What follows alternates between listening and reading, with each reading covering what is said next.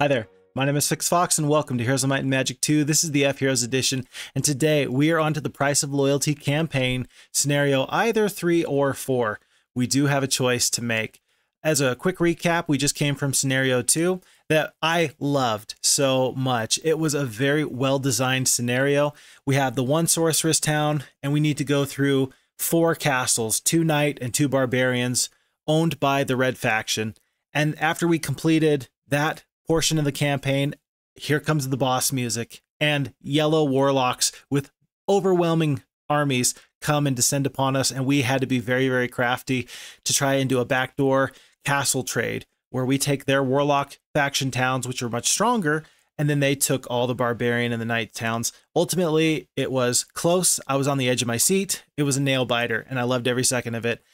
With that being said, I also think I got a little bit lucky. Talking to some other folks in the FHeroes2 community, they indicated that they usually have to fight red and yellow at the same time. I did not have to, and I don't know how I would have if I did have to deal with that. So, the old saying of I would rather be lucky than good came into full effect there, but it's also worth knowing that we need to make our own luck as much as possible. With that being said, let's see if we can get a little bit more lucky, and let's figure out what we got to do for Scenario 3 and Scenario 4. Let's view the intro. With your successful retrieval of the artifact, Krager has fled to the west, toward Glaive Island, where the next piece of the artifact is said to be hidden. Unfortunately, Krager has discovered a secret way through the Darkscale Mountains and is well ahead of you. You face a choice of perils. You may wish to follow Krager along the hidden path known as the Abyss, but you will face mortal perils. Nonetheless, this is the faster route. Your other choice is to circle the mountains through the forest to the south and west. These are Elven lands, however, and there are those within who might take great affront should your forces disturb their shadowed glens. Okay, and it sounds like that's it for that intro. So it sounds like we have the choice. Do we go straight through the mountain or do we go around the mountain? I'm guessing that it looks like they said the Abyss was straight through the mountain. That'll be Scenario 4. Or the long route will be Scenario 3, Scenario 5, and then we ultimately meet up at Scenario 6. I don't know which path to take. I'm going to leave it up to the dice roll, knowing that whatever path I don't take, I will replay that scenario at a later date. But for now, let's go to the dice roll, and let's say that 1, 2, or 3 on the dice will be Scenario 4, and a 4, 5, or 6 will be Scenario 3. Let's take our dice roll now. We roll a 5, so we are going to be going through the Scenario 3 and Scenario 5 route.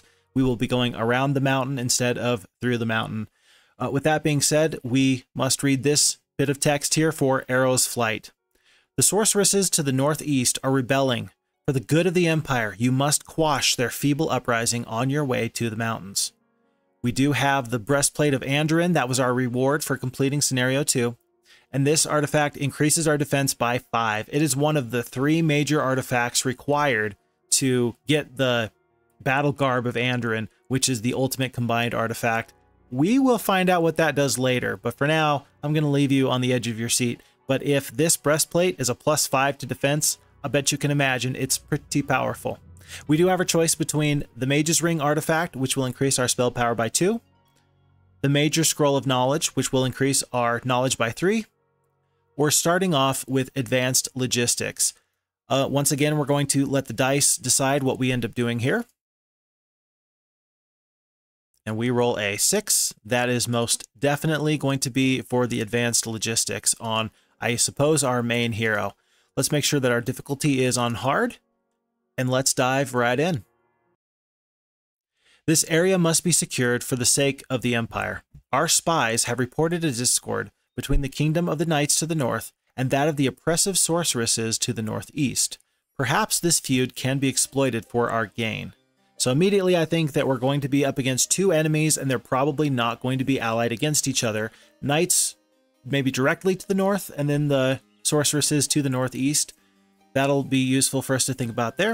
It looks like we are on grass tile set. We start off with Warlock Town and Sarakin the Wizard. Sarakin does, I believe, start off with that breastplate. and with the advanced logistics. I'm not sure which would have been better, the additional knowledge and spell power or this breastplate, or excuse me, or the logistics. I think we're going to find out pretty quickly, and I think that because we have the logistics, Saracen is going to be our primary hero. Lots of resources right outside of our town. That's interesting because the gems are always useful for a fast start for the wizard faction because that can get you your cloud temple very quickly. Precious resources are very good, so you can get a library and you can get your arc magi as quickly as possible. I worry when I see that. That makes me think that maybe, just maybe, we're going to be up against some very strong enemies very, very quickly. I see our sawmill right here, and I see a Freeman's Foundry right here. So we may be using the golems, the 3rd level creature for the wizards, a lot more than I usually do, just because they're not going to be nearly so slow. They're not going to cause us major issues in that way. So there's something to consider there. And then we clicked briefly on our town. It looks like we do start off with the 2nd level mage guild. Nice to see the haste, nice to see a cure, and then blind, and then one of the 2 offensive spells, either the cold ray or the lightning bolt. This is a great mage guild. I'm very happy to see this starting off. So good mage guild there. And then we start off with the 1st and 2nd level dwellings. I generally start off with the cliff nest if I don't have the choice of the 1st level mage guild, and I don't think I'm going to deviate from that today. Let's pick up whatever troops we can. Let's go W for the well, and then M to purchase all of our troops. Move them down and start off. I am going to pick up 1 treasure chest, either this one or that one, but I'm going to make sure I pick up gold at least once because I currently have 2,000 gold, and I'm going to want to pick up a 2nd hero on day 1. So rather than the 500 experience, I'm going to take the gold. And then this one, I'll take the gold again because it doesn't feel like it's a good ratio to pay 1,000 gold for 500 experience. This observation tower I will get next turn, but let's get the +2 wood right now. Wow, that advanced logistics is really coming in handy. He went a long way. And then it looks like Marini the wizard is going to be our next choice. I'm going to leave the halflings and all but one of the boars. She is going to get to go adventuring with just her 1 friend. And together they're going to pick up all these things for us. I didn't really notice until just now. There's a gold mine guarded by goblins. How many goblins? I can't say. But I'm guessing that even with some good spells, we're probably not ready to fight them. I want that gold mine as soon as possible. I want that before the day is over, or before the week is over. But the ivory tower is going to require the foundry. It's going to take at least 2-3 turns before we can really do a whole ton with that. So let's just focus on what Marini needs to do. These gems, we currently have 5 gems. I think that rather than pick up all the gems now, I know I'll come back to this town. I'll be able to pick these up pretty much at any point. Let's pick up just those ones, and then let's clear everything on the road and get as far down the road as possible. We're going to take the gold here because we're so low on gold anyway. And plus, I don't want to have to level up my secondary hero. Marini is just here to explore and see what's around here. And that'll be the end of day 1. +4 sulfur in the campfire. It's pretty good. I'm happy with that. And then this observation tower is huge, huge. And so a couple things to note. Immediately, my eyes are drawn to this artifact here in the bottom left. That's a legendary scepter. That is a new artifact that's found in the Price of Loyalty campaign. I believe that it's a +2 to knowledge and +2 to spell power. It's a really good artifact, and it's guarded by lots of battle dwarves. So 2 treasure chests, a campfire, +1 defense, and +2 and +2. These battle dwarves, I'm coming for them very quickly, and they don't have any choice in the matter. The fire cloak, I could take it or leave it, but it is lots of goblins guarding this gold mine. If it was a horde, I would wait until I got some better troops. Because it is only lots of goblins, I may take some losses, but those will be very much acceptable losses for the additional 1,000 gold per turn. I love to see the Hut of the Magi. Remember, we saw that in scenario 1, and it will allow us to see somewhere off in the distance, and that'll help us plan a little bit better about our strategy and what we can expect from the enemy. Sulfur, mercury, our ore mine. And so we are going to be missing gems and crystal at this time, but everything else is accounted for so far. The stables are also new with the Price of Loyalty campaign. The stables will upgrade your cavalry units if you are the knight faction. They will upgrade cavalries into champions. And if you don't have any of those armies in your with your main hero, your hero is going to get additional movement points for the rest of the week. The stables are a fantastic pickup. You visit them on a Monday, and then you get 7 days worth of increased movement points. It is pretty terrific. You do have to refresh that buff every week. If you don't refresh that buff, then you'll lose it. But just once a week, just got to pop in and get some new horses, get a fresh steed. So I'm looking forward to picking up that as well. A throng of peasants guarding one treasure chest. That seems a little... I'm not sure if we're going to fight that fight, maybe just for the experience points. And then this is interesting, a red barrier. This is the first time that we've seen the barriers. The barriers are new to the Price of Loyalty campaign. You need to find the corresponding tent where the oracle within will tell you the passcode, and then you can go through that red barrier at any time. Some of my best memories with Heroes of Might and Magic 2 are playing maps that have several of these different color-coded barriers that you have to go to the tents and you have to put down the passcodes and remember the passcodes and put the correct passcodes in the correct barrier. It was very interesting to me. It makes me smile, so I had to share that with you now. But we will get to that when we get to that. Suffice to say that right now we are looking for a red tent so we can pass by this red barrier. And hopefully, because it's behind some stone liths, hopefully there's not an enemy with a red tent somewhere who is going to pop out of these stone liths and surprise me. That's something I need to be very, very careful of. It looks like I'm going to be ultimately heading north. There's only one real route to take, only one route to expand to. But between this stone liths and whatever's up here, we've got a lot of ground to cover. So let's go back to Saracen, and let's note that we want to get this gold mine right now. Again, lots of goblins. I can take them. I can take them. We're going to split the dwarves. Well, we're going to split the boars, and we're going to split the halflings. We'll keep the one full stack of the rocks. I think that might be the best for this particular fight. We do take no losses. A free gold mine for an extra 1,000 gold a day. I'm not going to buy this artifact. A leprechaun offers you the fire cloak for the small price of 3,000 gold and 5 ore. Do I want to buy this artifact? Absolutely not. Halves the damage I take from fire spells. I don't see fire spells doing a whole ton of damage generally anyway. Interesting to note, this could be very important if the enemy drops an Armageddon on me, but otherwise, I don't think it's worth the price. So I'm going to ignore that, and insulted by my refusal of his generous offer, the leprechaun stamps his foot and ignores me. So be it. I didn't want to talk to you anyway. Let's make sure that we pick up our ore mine now. That'll probably be the best. I'm thinking that Saracen is probably going to path this way, through the dwarves, pick up this cache, and then maybe head back to the sulfur mine while Marini travels north and figures out what is along the main road. We'll pick up that +2 ore per day. And I'm always happy to see a water wheel. Interesting note, in the first week, anytime you see a water wheel, it will give you only 500 gold instead of the usual 1,000. That's always been the case for as long as I've ever known it, and I wonder if that's strictly a balance decision that the original original Heroes 2 developers made. But I think it's not a bad one. It's just interesting that they specifically made it 500 gold instead of 1,000 in the first week. We're going to grab this ivory tower. We're going to pull all of our troops down that we currently have, and then purchase the golems and the magi. Generally, you do not see me taking golems on the road, but again, I think I'm going to be able to get this Freeman's Foundry, and they'll go from 2 speed to 3. It's not great, I don't love it, but because I already have the halflings anyway, who are a speed of 3, and I'm going to take the halflings for sure, then it won't hurt me to have the steel golems with that 3 speed. I like this halfling hole. That looks pretty good for me. Let's go pick up the stables now. It's day 3. We will get some use out of it. As you approach the stables, the head groom appears, leading a fine-looking war horse. This steed will help speed you in your travels. Alas, his endurance will wane with a lot of heavy riding, and you must return for a fresh mount in a week. We also have many fine war horses, which could benefit mounted soldiers, but you have none. We can help.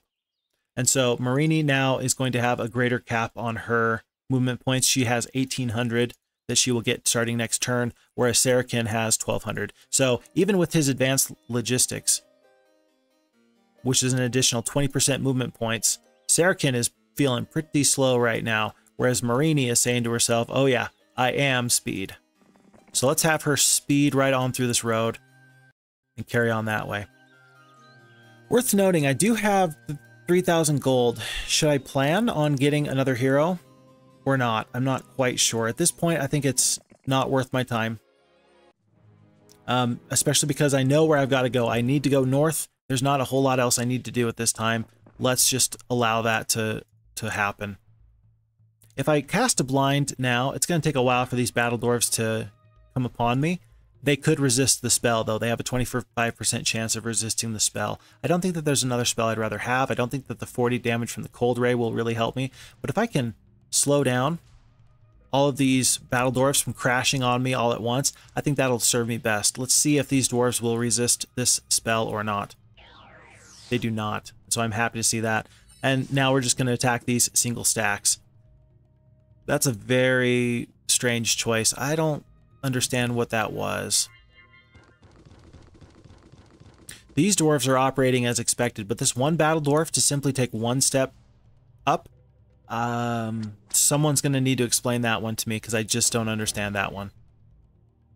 You know what it is? Okay. And this is something interesting with the FHeroes2 battle AI, is that oftentimes you will see the enemy troops prioritizing staying just outside of a creature's range. However, in this instance where I have two sets of shooters who are going to stop these battle dwarves anyway, it seems a little superfluous really, because you're going to use just one of your 4 total hex grid movements, and yes, avoid damage from the boars, but also I'm just going to keep whittling you down from afar.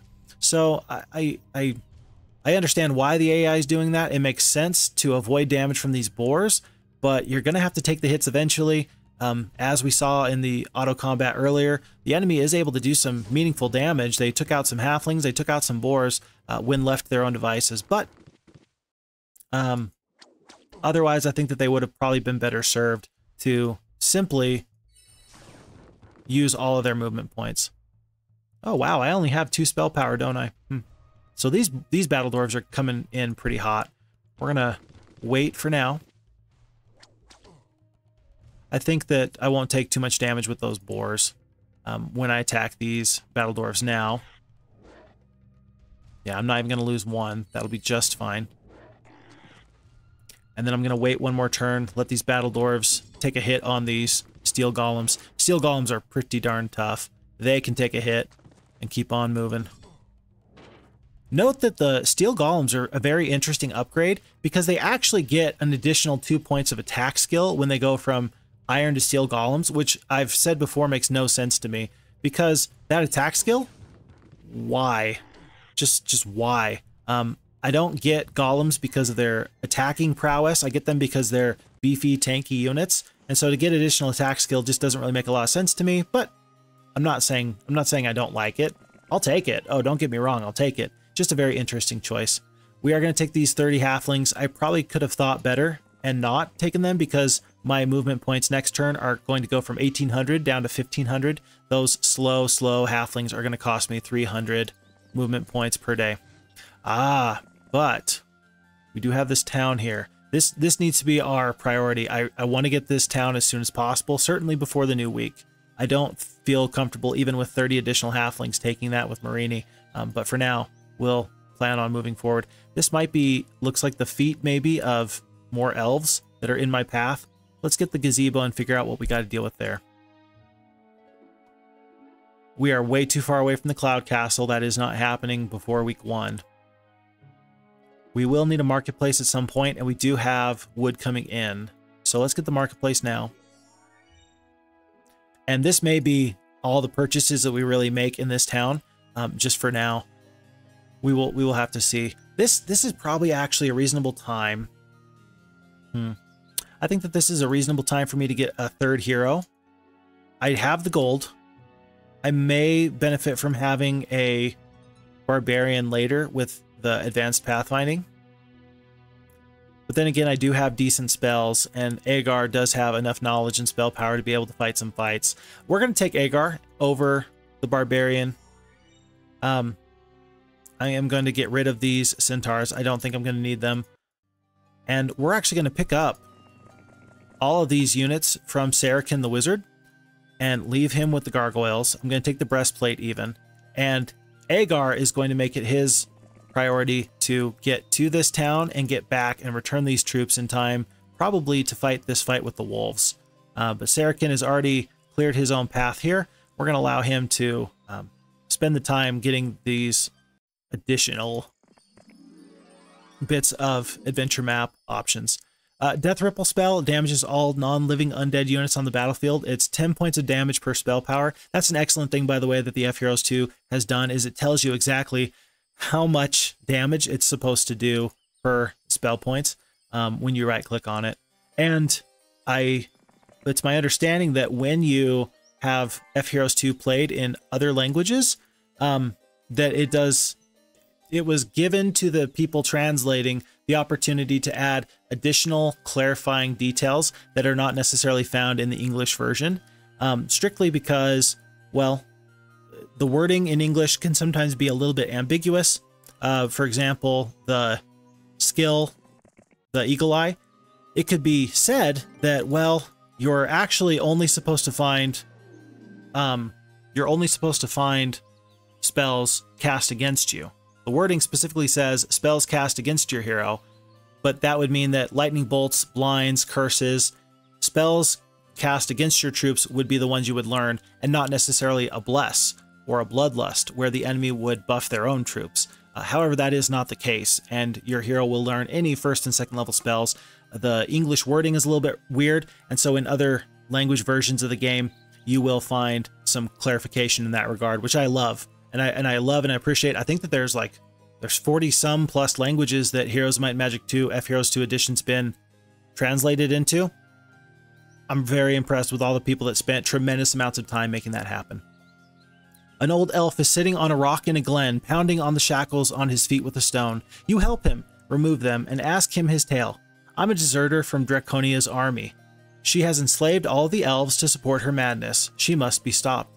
Then he slips into the woods without a sound, leaving behind just his cloak. This is the ice cloak, which halves all damage that my troops will take from cold spells. And if you notice, this was we just walked right across here. We walked by it the first time, and then this time I was just pathing here to give myself time to make that last point before I click on this artifact.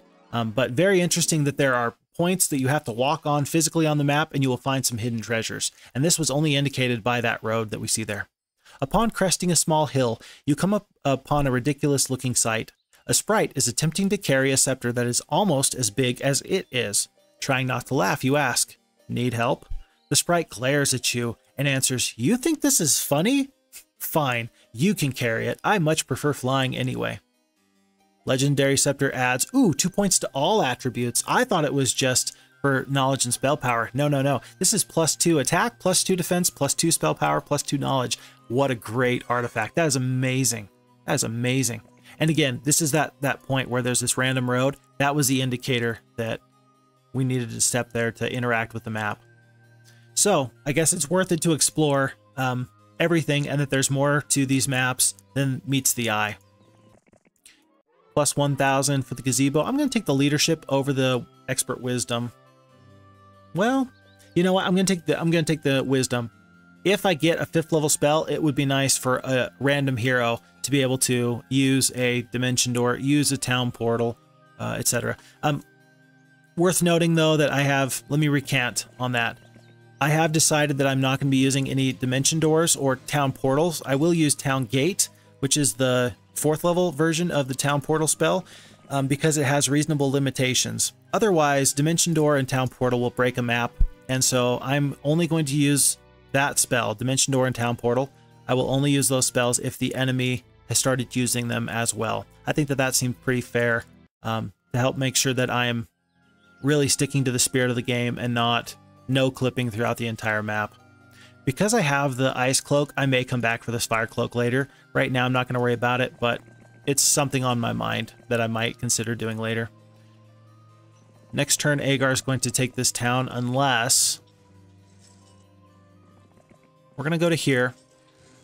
I'm going to send Marini right here. She's going to pick up the gold, because eventually we're going to want to try and get those Titans. And I'm actually going to have Marini fight this battle just because she can get there 1 day earlier. and that is good enough reason for me. Let's make sure that my troops are in the appropriate slots, though. And then this shouldn't be... I don't know. This could have amazing amounts of defenders, and I could be walking into a trap. If that's the case, so be it. All right, let's fight this fight. Make sure we don't lose that one rock. Hopefully, it looks like they do have a cliff nest there to bring me rocks. That'll be great right off the bat. I am going to blind someone. Who do I blind? I'm not worried about the boars. The boars are actually going to go next. So if I blind the rocks and I skip my boars, their boars are going to come across the map. And then I can use my rocks on these halflings while my shooters work on these boars. And then we'll just fight this fight piece by piece, bit by bit. We have one more turn before the blind wears off. And so I'm going to... I guess we have 2 more turns before the blind wears off. I think I'm going to break the blind next turn. I'm going to skip all my troops. And then because the boars are here, I'm going to stone skin them so that they can take these hits from the rocks. I don't think it's going to matter. I don't think I'm going to lose a boar. It was close. And now everybody else is just going to collapse onto them. One interesting thing that I do know for sure, because I had to double check recently, is that blind, the enemies will retaliate once the blind is broken, but they will retaliate at half strength, which is very interesting to me. So you can use that to your advantage just to sometimes blind, even though you're going to break the blind immediately, just to make sure that you can save some troops. I do want to make sure that I get this castle as soon as possible, but it looks like there are only halflings here to recruit. They do not have a cliff nest like I had hoped. That's okay. We will take what we can get. Let's send everybody back. Let's give Marini just her 1 boar again. And she will carry on this way. And then Agar with the main army. We'll plan on him dealing with this pack of elves and just getting as fast of a start as we can. Even though I'm losing experience points by not having my main hero fight this, I think it'll be more important to get a good fast start. So, any other purchases to make? I don't really think that there are. I'm never going to upgrade the foundry. Yeah, I will never upgrade the foundry. I'm too far away from the Mage Guild because I can't find crystal at the moment. I don't need defenses at this time. I will get the moat just because maybe it'll be important. But that's pretty much all. And then we're going to have to wait until we get 20 wood, 20 ore, which we just picked up. We will upgrade to a castle here. And we'll get working on building up that castle by next week. We don't get any additional troops because the dwelling is just a little too far away, but that's all right. That's probably about as good as I can fight that fight anyway. I will lose the 4 halflings. I'll accept that spell. So there's a death ripple there, and then this one's also a death ripple. Very interesting that I got 2 death ripples there. I don't think that that was planned. I don't think that that was a conscious choice made by some map designer. I think that that just happened. +1 knowledge. Marini might as well. I don't want her to go too far because it's day 7 and I want to pick up these additional 4 halflings or however many pop out of this hole in just a second. So I will wait on that. 6 gems. Terrific. We need all the gems we can get. And I'm just checking. I'm going to hit view world. That was the hotkey of V. And it looks like there's nothing hiding in this mountain range. Sometimes I need to be double careful. Otherwise, we do need to get this Hut of the Magi. You enter a rickety hut and talk to the magician who lives there. He tells you of places near and far, which may aid you in your journeys. Okay, interesting. So we do see the Knight faction to the north, which was discussed in the text box on day 1, and then green necromancers. We had mentioned that there would be sorceresses, but nothing was said of green necromancers, which is very interesting. So I suppose that we're up against 3 enemies. Maybe they just picked up a necromancer hero, and that's still a sorceress. Maybe it is still red and green that we're fighting. We won't know for sure for a little while. Let's head back to our main town. It's day 7. We're going to want to pick up all the troops that we can, and then we'll carry on there. So that's the end of week 1. And I talked last scenario about a fast start. What is a fast start? What's a good start? And this feels like a pretty fast start. I've explored a lot of the map. I feel like I have pretty good direction on what I want to get.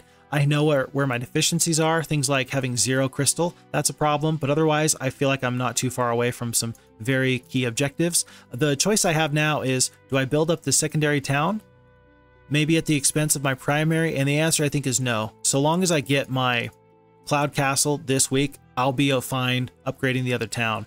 But I do need to make sure that I get sufficient resources for this Cloud Castle by the end of the week. So, with that being said, let's just go to our well, purchase all troops, and we do have enough gold to purchase all these troops. We're going to bring everybody down and then just manually trade over these gargoyles.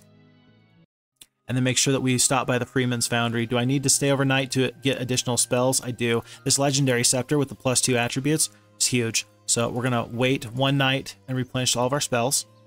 We're going to go back with Marini and pick up those additional halflings. Pack of dwarves, what are they guarding? I can't see. I will take one more step over there just to find out, but no indication yet what they're guarding. Pack of ogre lords.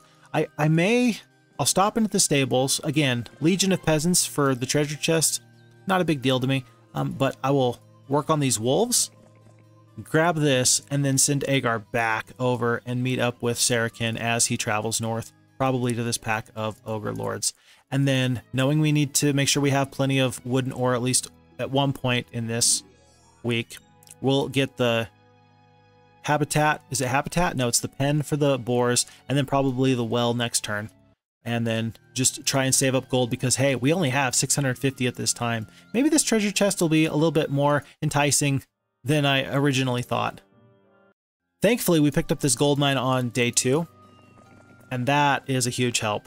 That was a missed opportunity. I should have had all of my troops from my heroes army into the garrison, so that way Sarakin would have started off with more movement points than just 1,300. It'll be okay, but that was an opportunity to be better, to do better, and I missed that opportunity, and I'm a little bit sad for that. Just a little bit sad. Let's have Marini pop in, drop off the halflings. And Agar is going to fight this fight. I think I can avoid losing 3 boars. And in fact, I choose to make sure that I do so. I will cast blind. And that blind is the exact reason why I took Agar instead of a barbarian. 1, 2, 3, 1, 2, 3. My steel golems are not going to be able to get into this fight. Not anytime soon, anyway.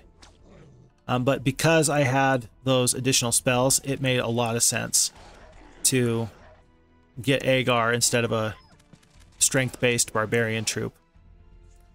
4 points on this Magi. We are going to decline to fight. And then the steel golems, I'm going to have them try and take these hits from these wolves as they come across the battlefield. Their turn is already lost, and so we will break the blind now and just start whittling them down. I think at this point I am going to hit Q and just finish the battle in auto mode. And somehow I still lost 1 boar. Really makes you think. But you know what? Time is a resource. Let's not forget that. We enjoy the games that we play, but time is absolutely a resource.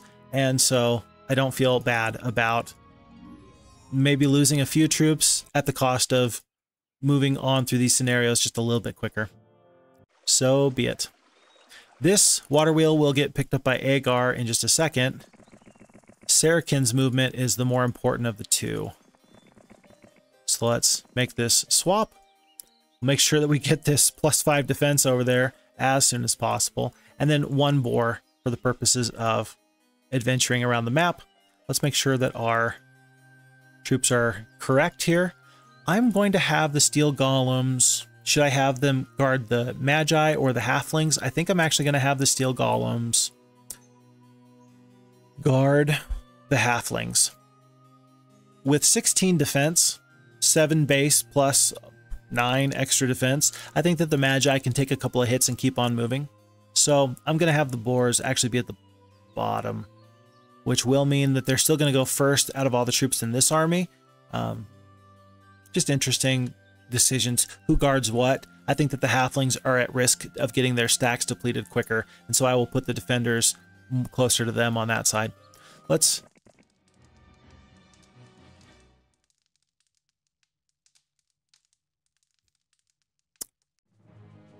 You did see what happened there, right? So, as you can tell, this is not Sarakin the Wizard. This is Agar the Warlock, and he made a big mistake. He made a mistake, what can I say? And I'm just going to retreat now. I just cost myself 2,500 gold. 2.5 days worth of that gold mine is now lost, and some of the functionality of that third hero, it's pretty bad. That was a mistake. We'll take the free 720 experience. I will take the leadership. Well, I don't think that morale is going to be a problem. I don't think because I have these two wizard towns that I will be mixing troops, so I should have +1 to morale at all times. But the ballistics, that can be very useful very quickly also.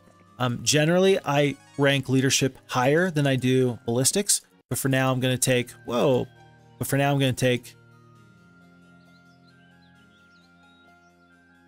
For now, I'm going to take the ballistics over the other one. Look at this. Hold on, Marini. Yeah, look at that. That is so funny. Huh.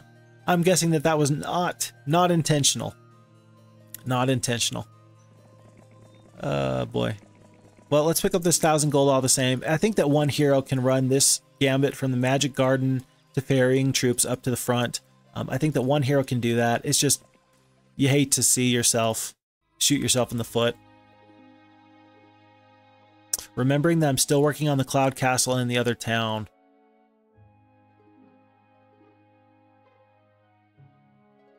If I can pick up the rocks now, I will pick them up later. Instead, let's pick up the statue. Start generating some additional gold that way. And I should have the ore I need before the end of the week anyway. I just need to make sure that I put first things first, that's all. Oh boy, we do not have a lot of experience. All these treasure chests have been this 1,000 gold for 500 experience, and I need the gold, so I'm going to take the gold.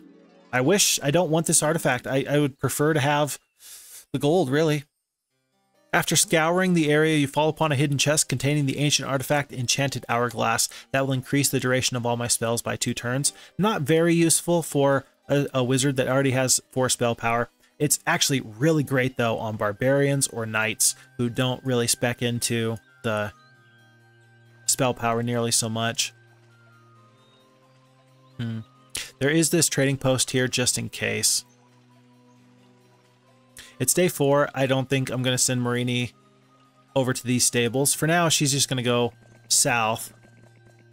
And maybe she'll pick up additional troops later. Let's work on these throngs of peasants. See if there's any other purchases to make here that only require gold. Let's pick up the orchard for the additional halflings. And then carry on. I'm not seeing anything from the enemy that's concerning to me. It looks like they're just kind of petering around a little bit. Not really doing anything extra special. That is interesting, though. And that answers my question earlier. I saw green Sandro, and I thought, are there 3 factions? Nope, it looks like there's just 2, because this Drakonia, that person was spoken of by the elf that we freed and then gave us that ice cloak. That is not mentioned here, but that is a new portrait. That is a portrait of a hero that you only find in the Price of Loyalty campaign, and they do have a special name. So they were already mentioned before. This looks like the big bad evil guy for the green sorceresses. We'll have to keep an eye on her. No troops are going to be available until next week, and I'm not going to pick up giants and then try and upgrade them later. Well, I don't have a gem mine is the thing. I don't have a gem mine.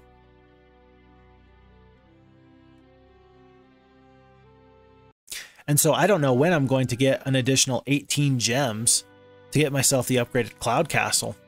I just don't know when that's going to happen, or if that's going to happen.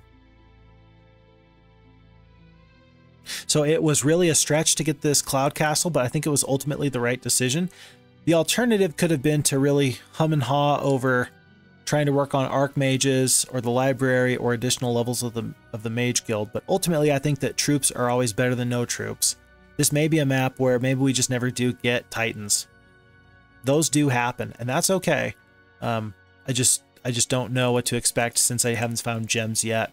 So with that being said, though, I can buy one giant just for my secondary hero, and I won't feel too bad about myself. I will wait one turn because I don't think Sarrakin's going to find additional gold unless this is another 1,000 for 1,000 gold for 500 experience. It's not. I'm going to take the experience here. Make sure I get the expert wisdom over the basic eagle eye. Then carry on my way here. End my turn. And then Marini will pick up that one giant.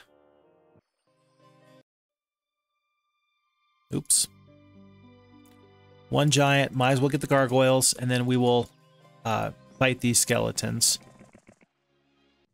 I'm guessing we can lose less troops here. These very fast troops are just a little too fast for their own good. That's all that happened there. And then the giants, I am just going to cold ray some of these enemies. And I think if I... Let's try this. Let's cast one more spell. Cast a spell. Skip. And then auto-resolve the battle from here. Then I don't lose any more troops. That's just fine with me. We will pick up the mysticism for Marini. Marini's actually level 3 already.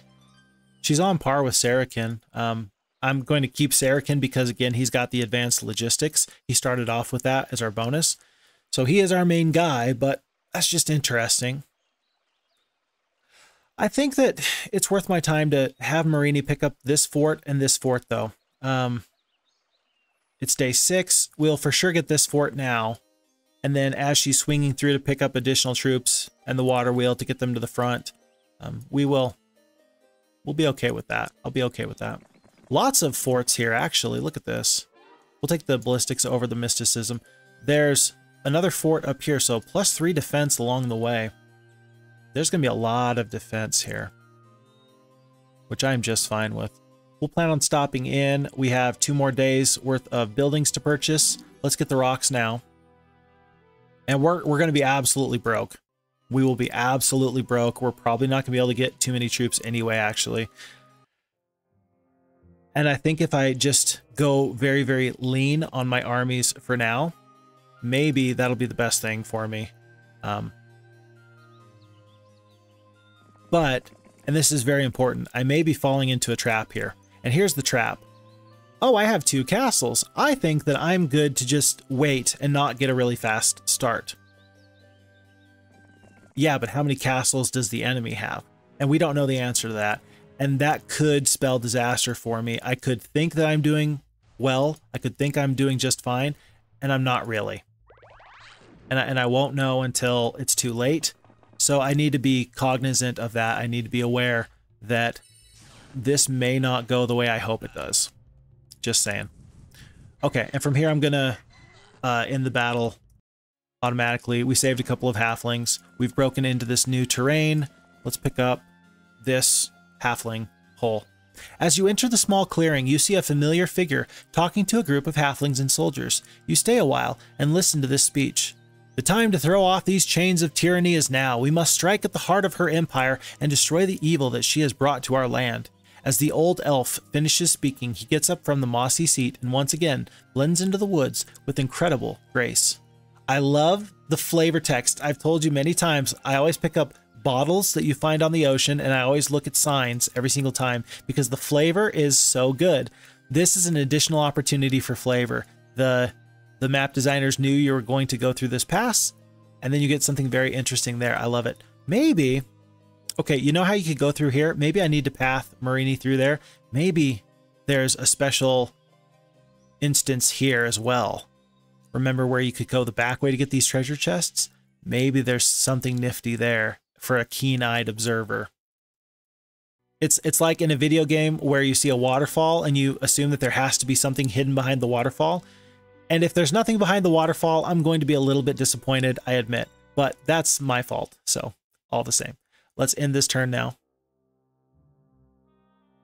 One other place I could have been saving my money would have been not purchasing marketplaces here, but just relying on this nearby trading post. However, you can't guarantee. It's going to take 2 turns for a hero to get there. And so just in case you need that marketplace and you don't have it, for the low cost of 500 gold and 5 wood, Yeah, you can save some money, but why? But why? Ooh, terrific. Let's make sure we pick up this skull cap here. And this Shrine of the Third Circle. That's going to be terrific. I know that there's this path here that these dwarves are guarding. I don't know what's there, but for now, I'm going to forego finding out. I am going to purchase another hero. I really wish I hadn't have lost that other hero before, but no use crying over spilled milk. And the reason I'm buying this other hero is I really want to get her up this road as quickly as possible. Scouting, we'll take that. And then that way I can figure out what I really need to do with Saracen. And that way, as I'm getting into this enemy's territory, I'm not going to be surprised by an enemy coming out of the darkness and ruining my day. We'll pick up the foundry. This foundry, I'm probably not going to be recruiting these iron golems at any time because it's going to not make nearly so much sense to send them all back to this Freeman's foundry and then go back up to the front. But once the numbers get large enough, it will eventually be worth it. I'm going to start with Marini and just see what's up this road.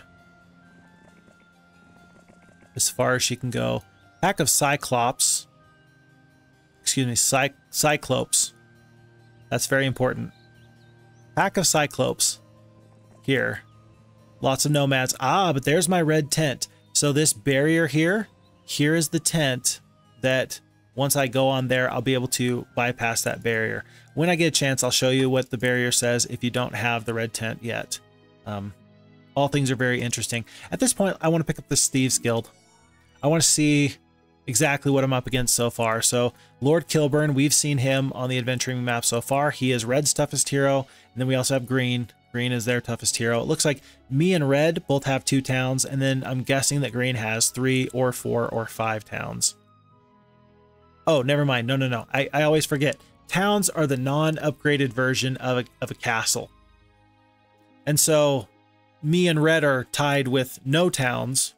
And Green has 1 castle. And in fact, I think that that is this castle or this town right here. That's probably the 1 town that they have. And then we all have 2 other castles. And that actually is huge information for me because then I'm able to figure out, okay, am I able to sit back and just rely on my growth to propel me forward?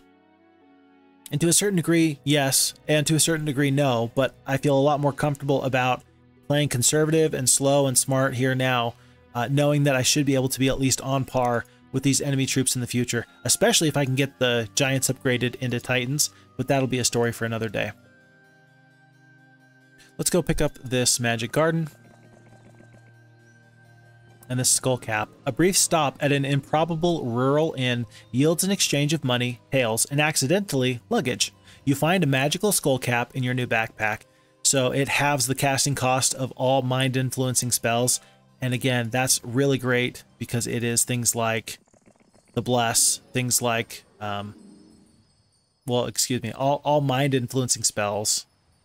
So a Blind, for example. There's a whole ton of them. Berserk. Yeah, Blind is the only one that it will work for me now. But generally, some of the major disabling spells are things like those mind spells. Notice I clicked over here. I'm a little concerned. What if there is freebies like in this path or just out of the way here? And I'm probably going to be very inefficient, but I'm probably going to path into some directions that I wouldn't otherwise, just because I wonder, is there something here that I might be able to use for my benefit later? I'm paranoid because of the little bit of extra map design flavor. Can you tell? Let's have my secondary heroes go next, just to kind of see where things shake out with them. We know what's there. There's nothing else to get there. Perhaps... I think Saracen is going to take this pack. Well, the thing is that this is so close. Red is so close to this red tent that if they bust through here and they get this tent, maybe that'll be bad for me. Maybe the stone liths are very, very close, and it will not serve me well to shorten the length of time between me and them by having these stone liths active. let's actually have Saracen go next, and we will fight this fight. A pack. A pack? I can do it, but it'll be pretty heavy losses. It'll be pretty heavy losses. I'm going to choose to wait on that. That 5 gems is always a welcome sight. Maybe that's how I end up getting my Cloud Castle. Just again and again, I pick up gems after gems after gems. Or we find a gem mine and all of our problems are solved. Either way. These dwarves here, it looks like there's an alternate route there. So we're going to cut across here and go this way and just clear them out from the north going into the south. No other purchases to make in any of our towns at this time. So we are going to wait. The next thing I'd like would be this ivory tower, but until I get crystal, that's just not likely. There is crystal here. Should I push into the enemy territory sooner rather than later? It looks like they don't have champions. It looks like they don't have crusaders, but green is just so close, and I'm guessing that there's a path here. So, very, very difficult to say. And I'm content to maybe just build up and get into Titans. Really, really I am. Really I am. Aha, standing stones. Oh boy. And some stone liths. Notice that these stone liths are different than these ones. The look is different, and therefore they will go to different places on the map. You can have, I think it's 3 different types of stone liths at any given time. And so 3 different connection points are possible in each scenario, with multiple entrances and exits for each of the 3 possible types. So, just something to consider.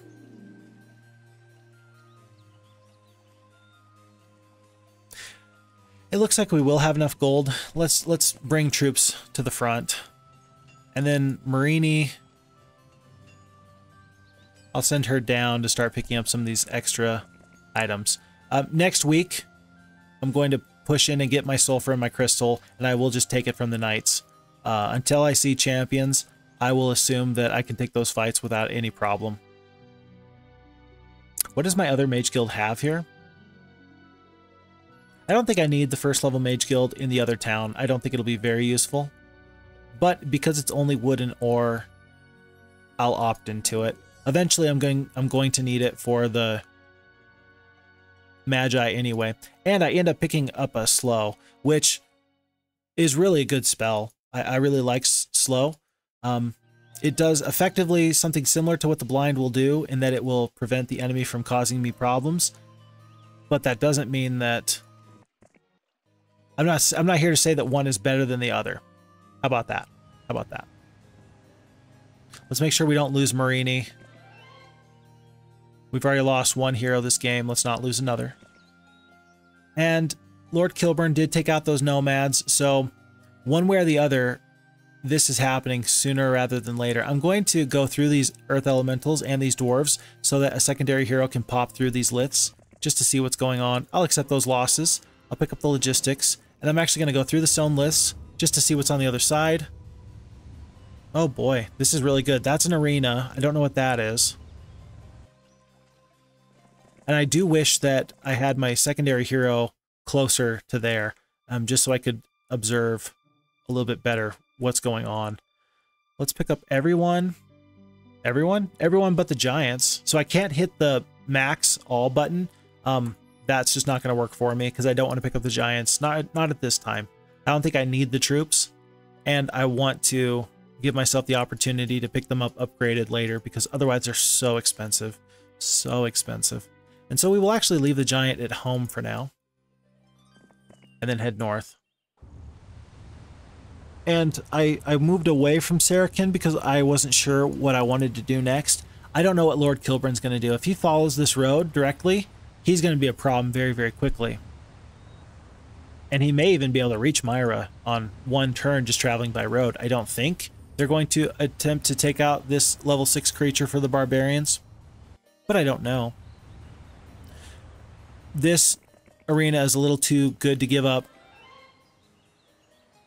I will take the attack skill. I think I have plenty of defense skill. Let's make a more well-rounded hero. There's some nice things here, but I need to stop Red's aggression, and I can come back here later. Maybe with some secondary troops, maybe with that one giant and a couple of supporting troops later. Any other purchases to make? Not until I get crystal. So don't ask. Wow. Hello. Look at that. Do you think Red has good intentions on their mind? I don't think that they do. I don't think that they do. I could probably win this fight, but I'm going to make sure by going through the south here. And then that way, Marini will be able to meet up with me, and then I can for sure overwhelm the enemy. The more troops you have, the less troops you will lose in a fight, generally, is what I find. And so it just makes sense as far as winning the war of attrition. To be smart with my troops and consolidate where I possibly can. And the one thing I don't love is how much advanced vision this enemy is getting on me at this time. They're going to be able to see me coming from a long ways away now. And that's just kind of sad. It's just a little sad. Let's have Marini actually head... Oh boy. Let's have her head this way. Just in case there is some fun thing there that I haven't found yet. We're going to wait on the water wheel because it's day 7. Next turn before we head off, we're going to pick up that free 1,000 gold. And then Saracen is going to set out in the morning. So we'll see how far Carlon gets before she turns around and says, oh, nope, I don't want any part of you. I'm guessing it's going to be pretty quick. Maybe not. You see? That is interesting. Carlon went right on that spot that I was looking at earlier, and that makes me wonder. That's very, very interesting. I don't know what to make of that. Okay, that pass is merely a pass. There's nothing extra there. Let's stick on the water wheel, pick up our 1,000 gold. Let's meet up with our primary hero, Saracen. I think we're just gonna... We'll pick up all the troops we can first. And here we can just hit M to buy all. Move them into our armies here. The golems will stay as guardians. I don't want Lord Kilburn to go into these stone liths and maybe pick up some treasure. That's my treasure. But Marini cannot reach Ruby at this time. I've still got 4,000 gold. I'm going to do this. I'm going to step just out. I'm going to purchase another hero. It will be Falagar.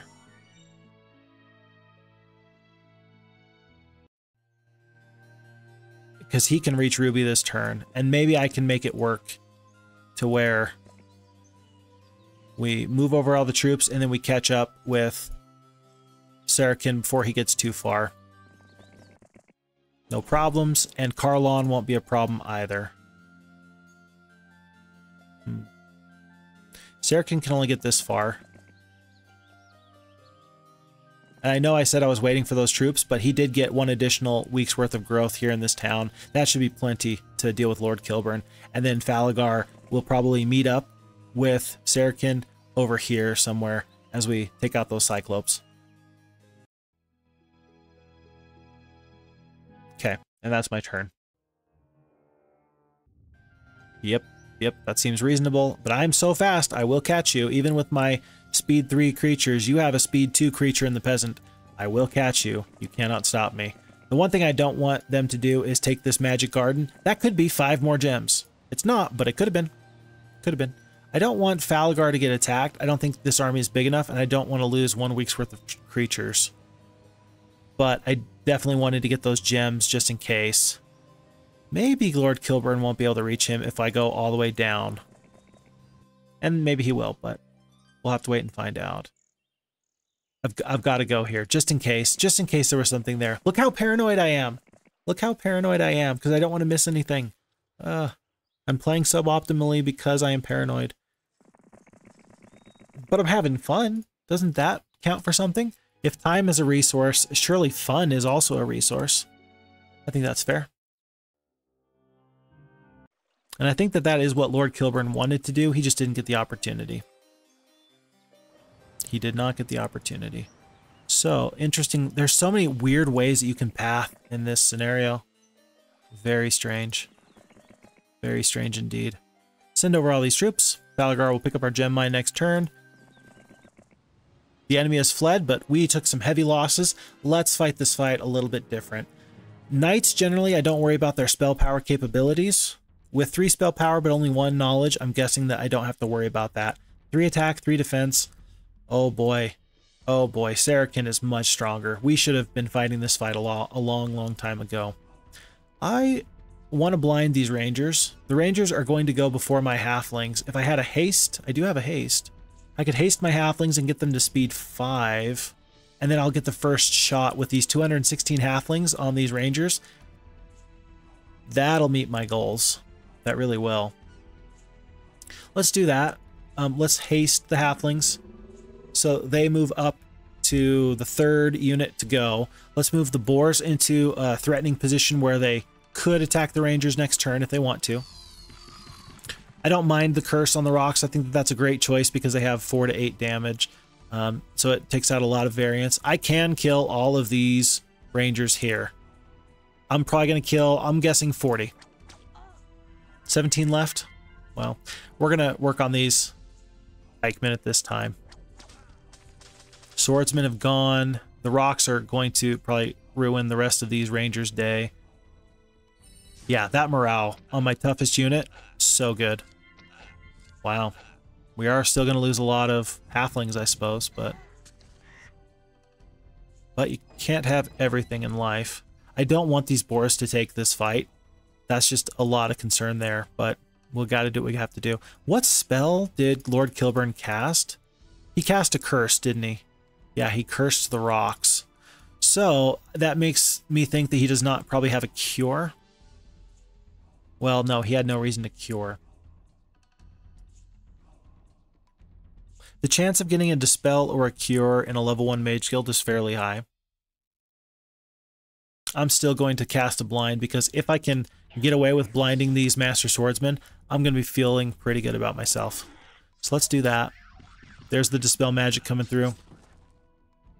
Let's work on the toughest stack. These, let's see, 1, 2, 3, 4, 5. Master Swordsmen are not going to be able to reach, but they're going to probably take out my weakest unit. Thankfully, all that defense skill I have is making it so I am not that worried. Yeah, I'm not that worried. They only did 36 damage to the rocks. That's fine.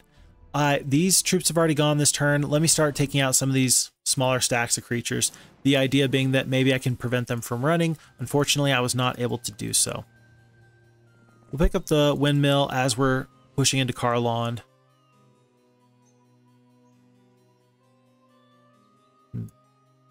I think Marini, I do want her to go pick up this fort. Because if there is some enemy busting through this red barrier, Marini will be able to mount a reasonable resistance. I know that there's troops guarding a lot of these passes, but maybe with her scouting skill. Oh, that's the wrong hero. I guess Marini does not have scouting. Even so.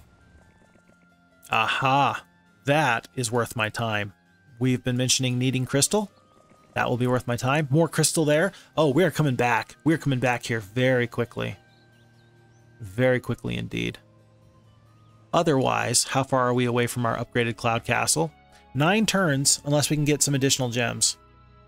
And we also, of course, have this trading post. Maybe we'll pick up another town that has a marketplace in it, but we should be trading fairly quickly, I think. Okay. That was my mistake. I shouldn't have done that. I knew that. You knew that. Hey. I've got a very wonderful cat. Her name is Ellie. I've recently moved her cat tree out here. So if you've been seeing a little furry friend here in this direction, that is who that is. Her name is Ellie. She's a very, very good cat, but sometimes she makes very loud noises because I need to screw the cat tree down to the floor, so she can't do too much else there.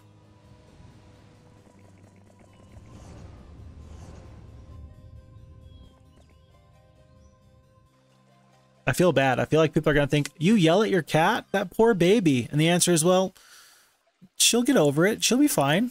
She knows I love her. It's okay. Let's fight this fight now. It looks like we're going to walk away without too many problems, but we're especially not going to have any major issues if I start blinding some of these troops so that they cannot find their way across the battlefield. Yeah, Cyclopes. Multiple Cyclopes. I was corrected on the pronunciation there, and that's very important because I keep saying Cyclopses, and that's just not, if you read it, that's not correct. It's Cyclopes. And so I need to be more precise with my language. Sometimes I get a little loosey-goosey, and that can get me into trouble. So I appreciate all the people who are out there trying to help keep me honest. It's very important to me, so that's very nice to be better. 2 to 3 Cyclopes. We're going to blind next turn before they get to go anyway. Speed 5 versus speed 6. I get the advantage, so I don't feel bad about moving my rocks potentially into harm's way. Let's try and take out one whole stack here. And I am going to blind the group of 5. So this group of 2 will get the drop on maybe my halflings. Looks like my rocks, but that's okay.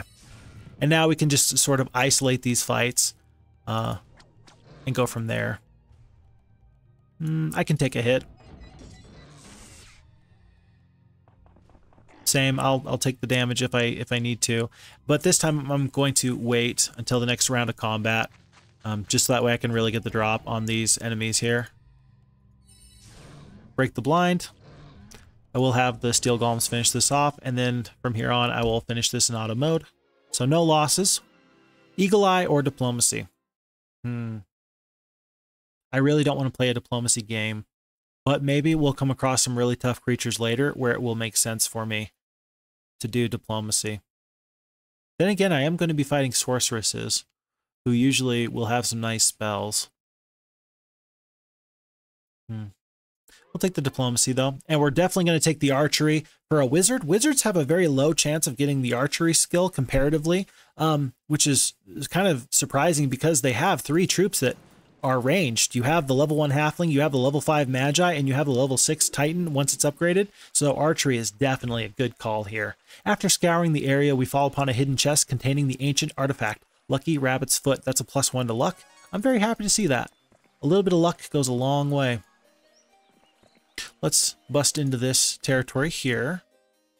Day 4, no major purchases to make at this time. I wonder how much green has explored into this area. I still think I can take this fight. Throng of Grand Elves is 100 plus. Horde of Battle Dwarves is between 50 to 100. A few Phoenixes, less than 4. Lots of unicorns though, that's actually pretty concerning. This is a tough fight, and I don't know what spells the enemy will have on top of that. You enter the tent and see an old woman gazing into a magic gem. She looks up and says, "In my travels, I have learned much in the way of arcane magic. A great oracle taught me his skill. I have the answers you seek." Wait.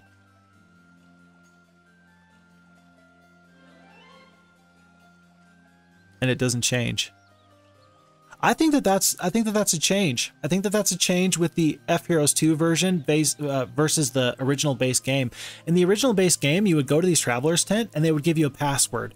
And I would have a notebook next to me when I was playing on maps that had multiple travelers tents and colored gates, because you had to remember the password and then write it down or enter it in whenever you come across the gate. You had to speak the word.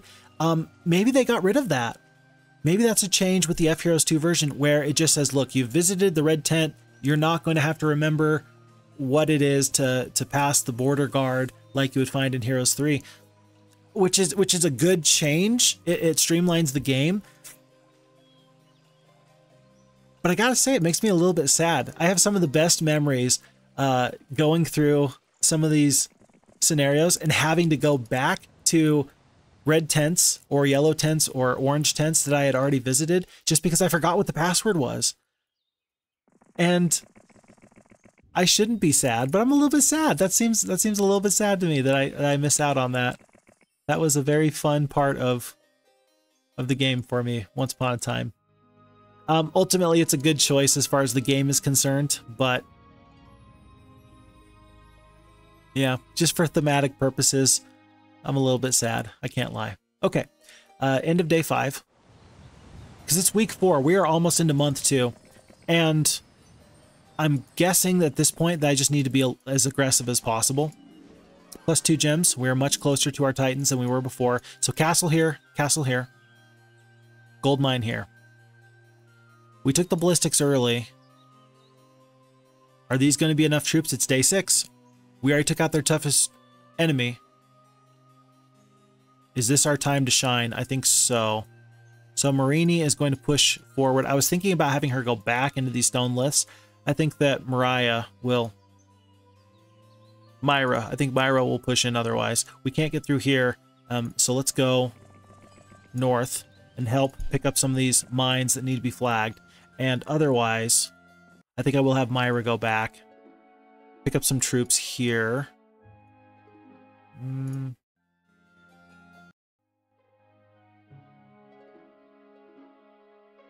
I need the crystal so bad. It's day 6. I will have Myra wait. Or rather, I will have her make the Freeman's Foundry.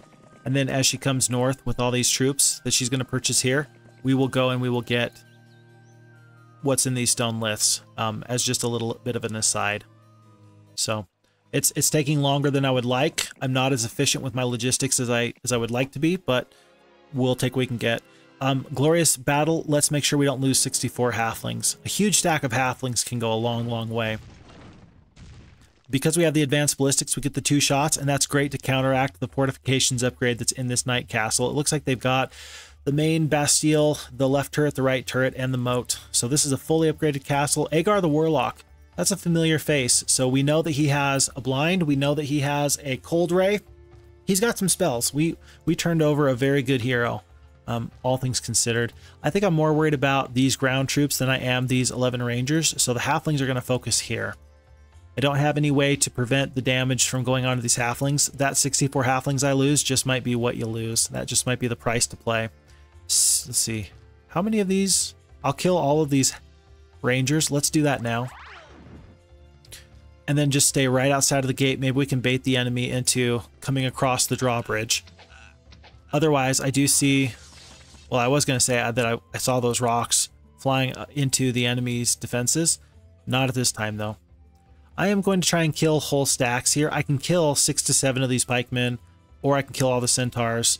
I think I'm going to kill the veteran pikemen and just hope I can kill the whole stack. If there's one left over, I'm going to be very, very sad. Just like that. I was 7 hit points shy, and I am very, very sad.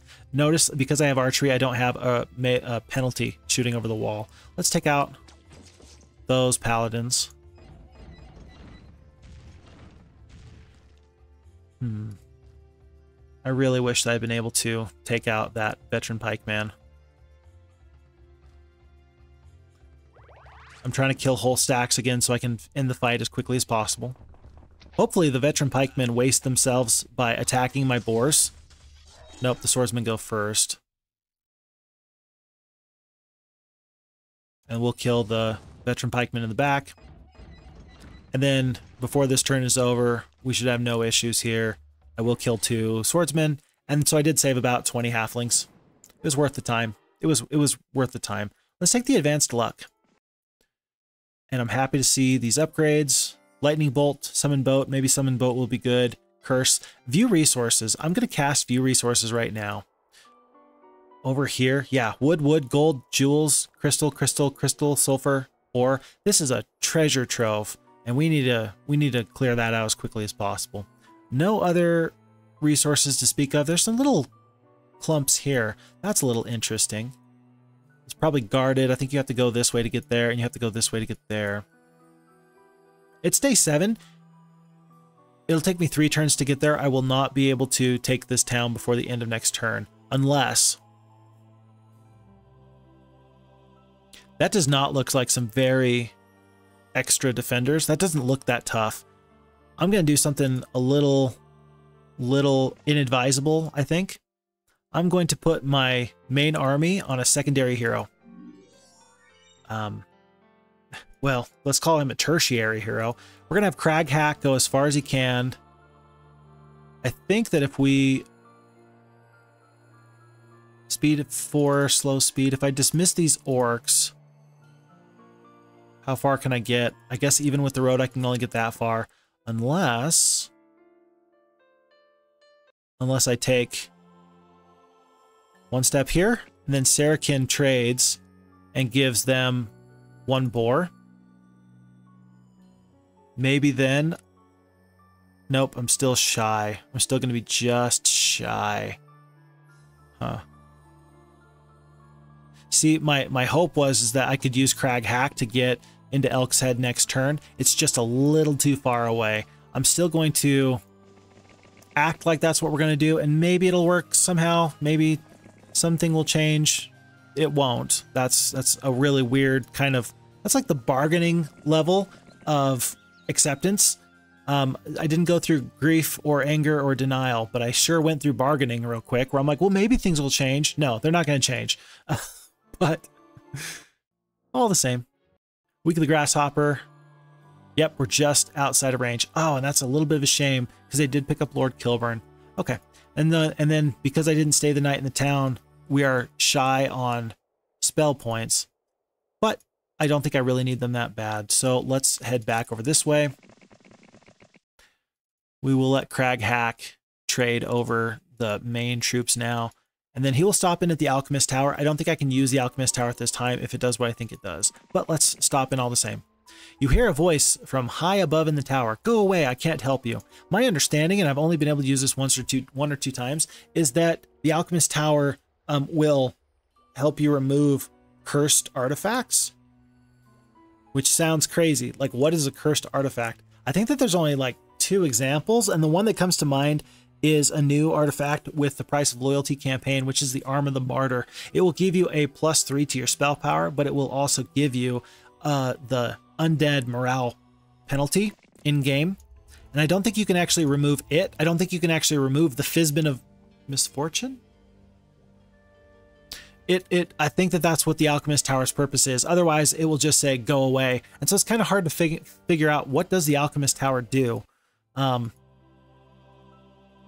that's my understanding. I could be wrong, but I'm pretty sure that it helps you remove artifacts that would otherwise cause you grief. Okay. There are windmills to be had. There are these magic gardens. There's a lot of really good things here that we need to pick up at some point. And I wish I'd done a little bit of a better job maybe of getting some of these resources, because I am so close to my Titans. I'm so close to my Titans. I can taste it. Oh, I don't know why I did that. We're heading into Lord Kilburn's territory. I can fight this fight. I know he's going to have an extra week worth of growth, but when a horde of peasants is your scariest stack of creatures, I think I'll be just fine. That's a little terrifying. I hate seeing green kind of posture into my area. I don't love that. Let's pick up this wood. Let's just see. Aha, that's why no one's ever been there, is the red barrier. And so I was right in thinking that the red barrier would help kind of connect our areas a little bit better. That's going to save a couple of days worth of travel. Anytime we try to get troops up to the front, I like that. I think at this point, I feel like I'm rolling pretty well. And so we're going to allow that to continue. Let's fight this fight. No problems. We do lose the 62 halflings. Let's see if we can do better. We know that Lord Kilburn last time didn't have any major spells to worry about, so I don't have any problem with doing blinds. And in fact, I think I'm going to blind... No, he did have one dispel, didn't he? He did have a dispel. So if I cast blind now, say on his rangers, he's going to dispel them. But by that time, my rocks should be able to get over the wall. And then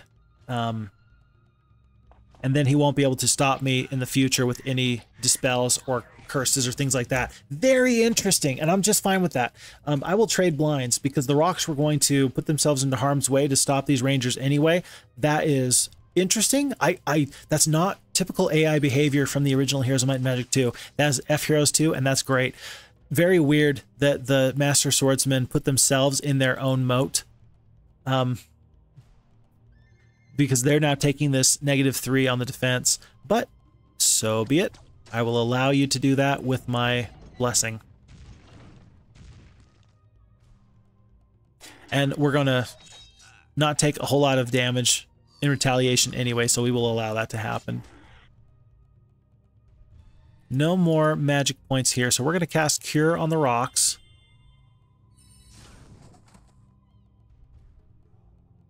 Maybe we kill most of these rangers.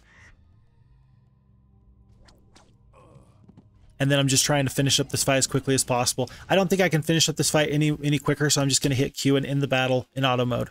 So 33 halflings is the total cost. Mage's Ring of Power, so that's +2 to spell power. Half damage from lightning spells. And is that red? That's the end of red. So we need to stop in to replenish our spell points. We only had 32 left. But I'm feeling pretty good about this. I don't know what green is going to do. I don't know what challenge they're going to present, but I'm getting more gold. Pretty soon I'm going to have Titans, and Titans will beat Sorceress units in head-to-head stats any day of the week. So things are looking up for us. Should I wait one more day? Let's see what Marini will do. And then, let's see. We'll have Crag Hack go through the barrier. Pick up that crystal. Pick up the windmill. And again, I don't know, is there a way through there? We will find out very, very quickly. I don't think I really plan on upgrading these night towns at this point. I just don't think it's going to be useful for me to waste my resources on cathedrals and jousting arenas and things like that. So I will forego that option now. And then, should I send Marini out? I think I ought to. She's not going to really go north until she picks up the Titans here. By going here, maybe we will end up picking up an additional 5 gems. Who knows? I'm going to want Crag Hack actually to go this way and see. All right, and here it looks like this will be the way around. I'll send here and here. And by now we have 4 marketplaces instead of 3. So the trading post trades as if it was 3 marketplaces, but after that you're better off trading at your at-home marketplaces. What to do with Saracen? What to do? What to do? Other than resources, is there anything here? A little bit of experience. I think I'm actually going to do that. It's going to take me very, very far out of my way, but I will send Saracen to pick up those resources. And just I'm not convinced that there's a way through here just yet. We'll have to wait and see. I guess the question is, how else are you going to get there, though? No purchases to make.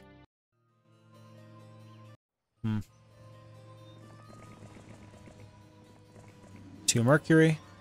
Hoping for gems, but not getting them is okay. I didn't want to go out of my way this far into that magic garden. A magical barrier stands tall before you, blocking your way. Runes on the arch read, speak the key, and you may pass. As you speak the magic word, the glowing barrier dissolves into nothingness. And so we see that, indeed, we no longer have to type in anything.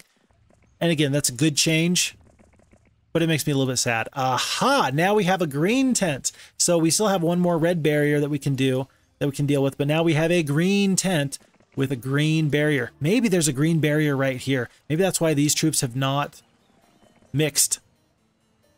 There's a green barrier here. And until we take out that red tent, things are just staying in sections.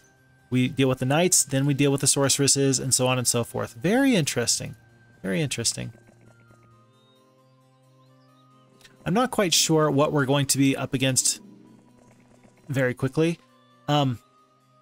Maybe if this is all that the sorceresses have, I don't think I'm very concerned about having to fight them. They have more towns, but I have more castles.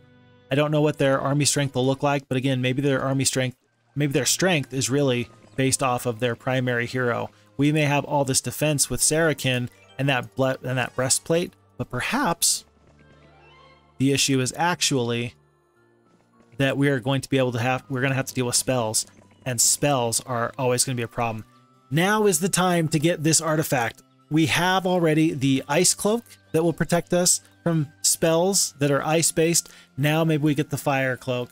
Maybe that is thematically a choice that now makes the most sense, knowing that we're going to be fighting sorceresses. Now I have the resources anyway. I will do that.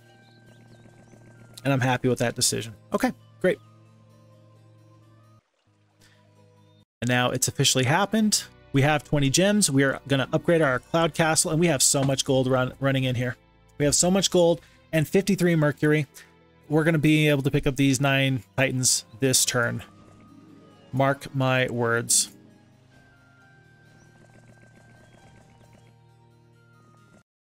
And so let's trade for that now. Probably that much mercury. That's not going to be enough.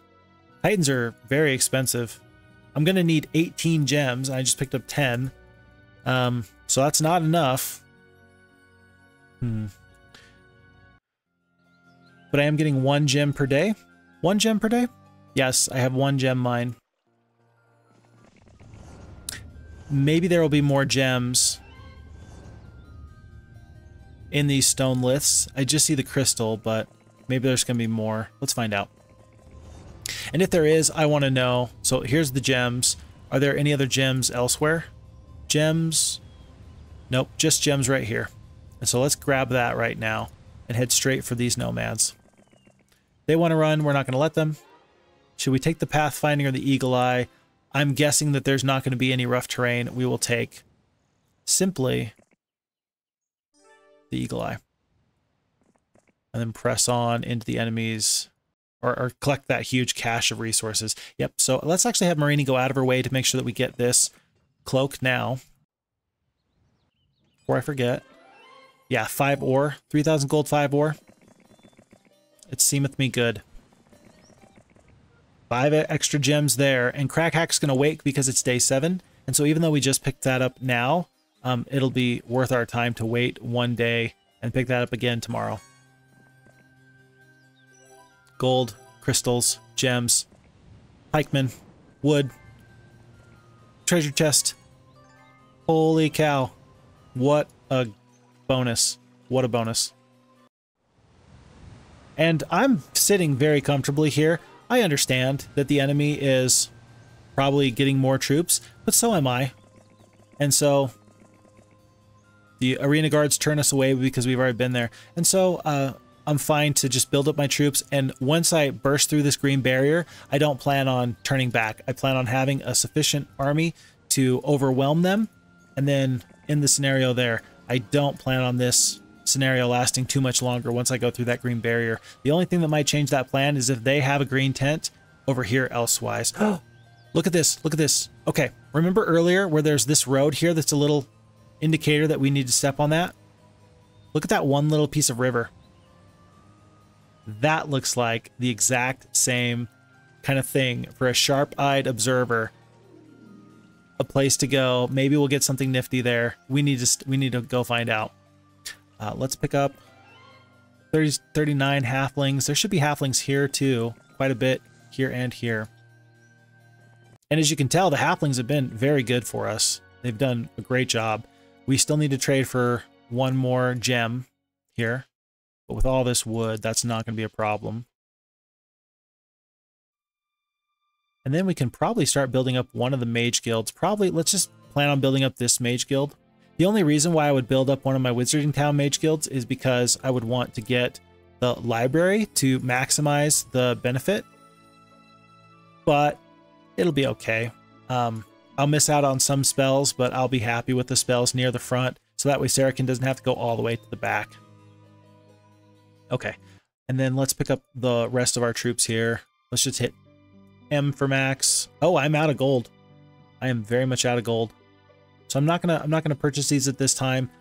What do we have? We have 10 magi. I guess I'm not gonna upgrade into archmages. Usually I would, but in the interest of time, let's not. With 12 titans, I think we're gonna roll this map anyway. I don't think that we need to dilly-dally much longer. Okay, let's press forward. Here. Oh, what I just say, if they have a green tent on this side, then that's going to be of big concern to me. So we will wait to find out. I'll fight this battle just a little bit smarter than the AI will. That includes, what, a lightning bolt? What does that include? Well, if I haste the rocks, then they're going to be able to make sure I don't take any losses in that way. They'll attack here. Magi will attack here. And then I'm only going to have to deal with these 2 sets of rocks attacking my halflings. Maybe I should have cast shield. Maybe that would have been better. I'm still taking less losses either way. Yeah. Okay, maybe not. Maybe not. That's an interesting observation tower. What is that observation tower going to tell me that I wouldn't have otherwise known? Maybe there's an enemy on the high seas. Maybe I've been wasting time and that's been to my detriment. We had talked about that earlier. Maybe I don't know how big of a mistake I've made when I should already know by now. Let's find out there. And then we picked up these. Let's go here. And then let's actually have Crag Hack go to this little tourist attraction that I think might provide some great insight for this map. Magi. Okay. That looked like a town portal spell. Did that not? Yeah, that looked like a town portal spell. So, interesting to see the AI using that. Nothing here on the high seas. So I made a mistake in a previous scenario. I said that the mermaid was new. When you visit the mermaid, you'll get luck. The mermaid is not new. The mermaid was there in the original game. However, the sirens, that is new to the price of loyalty. And that's very interesting because you go up to the sirens, they sing their song. Some of your troops plunge headfirst into the water and drown, which is, you know, less than ideal. But in exchange, you learn something new. You get a little smarter. I don't think it's worth it. I've lost level 6 creatures to the sirens in the past. I would be very careful with going to the sirens. So we're pathing this way because we're just going to meet right up with Sarakin.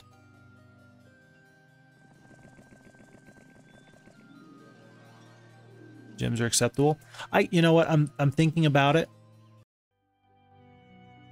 I want to get the upgraded Archmages, and I think I have time. So I might as well get the library in one of my castles. And if I'm going to get the library, I might as well use that castle to get me a 5th level Mage Guild. Next turn I'll get these, but otherwise I'll start moving Archmages from here to here, and I'll just pay the price to upgrade them. Because the resources, the precious resources that it takes to build the library are the more expensive of the two. I've got a fair amount of gold. That's not my problem. It's everything else that is a little bit worrisome at the moment.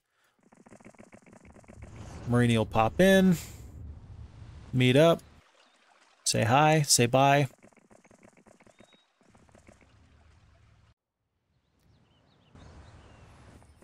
Transfer all these troops over. Most importantly, though, the Titans. Who will I leave at home? I think it's going to be these Steel Golems. They've been very good for me. But Titans are so vastly superior that I will do that in a heartbeat. Might as well pick up some defense skill. And then Sarakin is going to start moving here, seeing how much of this Mage Guild we can get taken care of. And some wizards, some Archmages, excuse me. And then here, I think that there's going to be something here. There's no indication on the map that there's something there except my hunch. I'm very sad. I really hoped that there would be something there. I'm so sad. Can you feel the disappointment in my heart? Oh, that's so sad. And so now my paranoia has turned to grief. And I think maybe I was the problem the whole time. And the answer is yes, you were. But all the same, hopefully I'll recover from this disappointment very, very soon. All right, let's pick up all these troops. And really, upgrading the Magi to Archmages is a great choice. Otherwise, with 12 Titans, I don't think I need to worry about the enemy. If I need to resupply later, I can. But for now, let's just push our way to the front. Day 6, we're going to have Marini just sit here. Myra's coming back. And I don't think I've seen any opportunity to purchase a boat. I don't see anything in the ocean, in the water, other than the sirens. So I don't think that I'm going to need to worry too much about some enemy on the Great Seas. Perhaps I will, but there's been no indication, so until I do get some indication that I have to worry about it, I just won't. There's a story that I like to tell. I once worked at a wilderness therapy program with at-risk youth. I took them into the Arizona desert. I gave them a knife and I said, don't stab me. And it was one of the best experiences of my life. I don't think I really loved people before that time, but those experiences with those youths aged 12 to 18 and then 18 plus were really good for me as a person. And once upon a time, it's the middle of the Arizona desert, which is generally dry. Even though we are in the high country, you still find some, you still find some places where it's going to be very concerning. And so fire restrictions are sometimes in place. They were not at this time. And I had a fire going at 2, 3 in the morning while I'm on night watch, and a huge gust of wind comes up and spreads coals and ashes from the fire across this very grassy plain. And immediately I spring into action. I am doing my absolute best to make sure that there's no fire that has started, because I'm worried all these coals, all of these embers, if any of them catches and turns into a roaring fire, what'll I do? I don't wake anyone else, but for the next hour, hour and a half, I am out there and I am stamping on every single spark that flies from my fireplace, from my campfire. And eventually, exhausted, I sit back down and I come to the realization that not every spark will turn into a fire. Sometimes we don't need to exhaust ourselves worrying about something that we don't have to worry about just yet.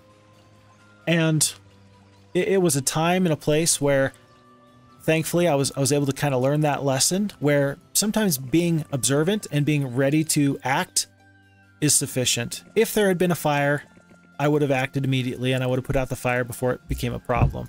But until that time, there was nothing else that was necessary. It was just merely sufficient that I ready myself in case there was a problem. As you approach the barrier, you see the old elf you helped free. Aha, he's back. This time, however, you see that he is wearing a cape of fine weave, and a wooden crown is on his head. He sees your forces and says, "Take this sword, and with it strike down Drakonia and help free my people." The old elf then strides regally into the woods. Dragon Sword of Dominion +3 to attack. That's a great artifact. I think that if we cross this barrier, will I have enough movement points to get there? 780. I think I will. Let's give it a shot. So we pass by the green barrier, and then I don't know if she wanted to fight me now or not, but knock, knock, open up the door. It's here. You're telling me I'm going to lose 12 Titans?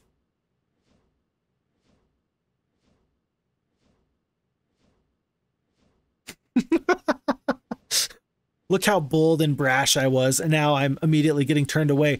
Hold on, it said a pack of phoenixes. 17 is a pack? That's a lot of phoenixes. That's a lot of phoenixes. She's got some really great spells, I'm sure. And it looks like, look, chewing through 175 battle dwarves is no small feat. 44 unicorns, 158 grand elves.